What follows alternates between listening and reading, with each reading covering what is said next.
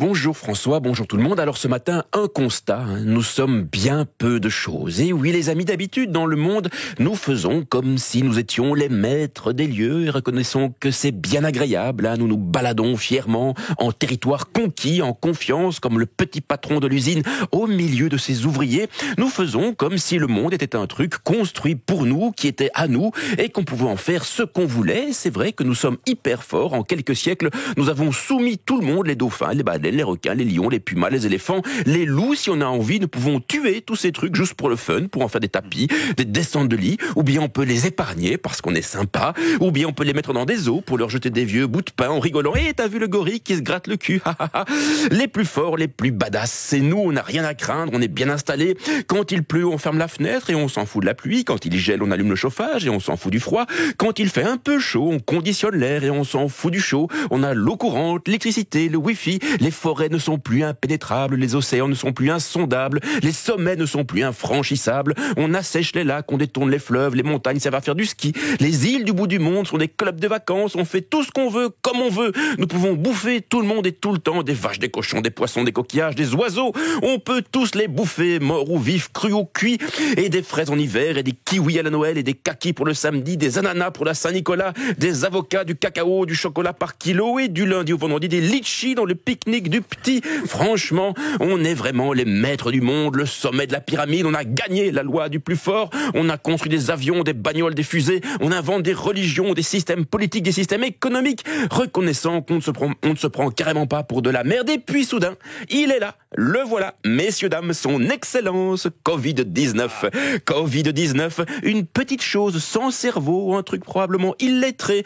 un truc même pas capable de faire la différence entre une Stella et une Duvel, un truc même pas vraiment vivant, un simple petit paquet d'acide nucléique additionné d'une pincée de protéines. Le Covid-19, quelle incroyable puissance possède ce petit salopard d'à peine 50 nanomètres qui en quelques semaines nous a bien fait comprendre que nous n'étions les patrons de rien du tout, que nous nous bercions d'illusions, que nous étions juste des petits sacs de chair bien vulnérables avec quelques neurones posés dessus. Vous François et vous Antoine et toi plus moi plus lui plus elle, tous des petits sacs de chair, tous fragiles.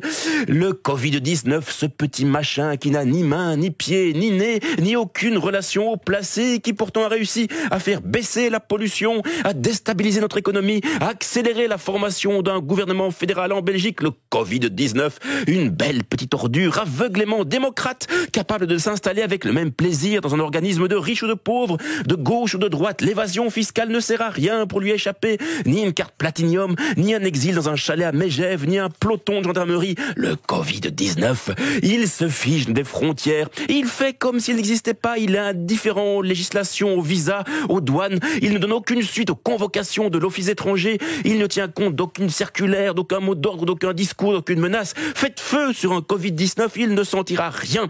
Il n'y a même pas moyen de le laisser se noyer dans la Méditerranée, pas moyen de le laisser pourrir dans les camps de transit, pas moyen de l'affamer, de l'effrayer, de l'intimider. Le Covid-19, une raclure qui n'a pas d'autre idéologie que celle de sa propre reproduction. Ça, c'est un point commun que j'ai avec lui.